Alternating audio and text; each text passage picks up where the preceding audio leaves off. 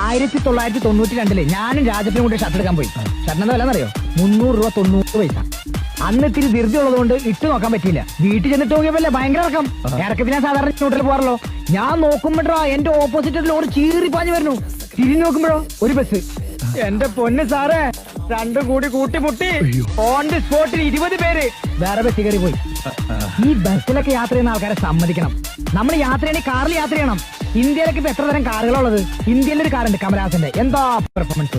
നിർത്തിക്ക്, ഇവിടെ വിഷയം രാജപ്പൻ പണക്കാരുണ്ട്. അതന്നെ ഞാൻ പറഞ്ഞു വരുന്നത്. രാജപ്പന്റെ സമ്പാദ്യം മുഴുവൻ നാരി അക്കൗണ്ടിലല്ലേ? നാരി അക്കൗണ്ട് അല്ല സാറേ, NRI അക്കൗണ്ട്.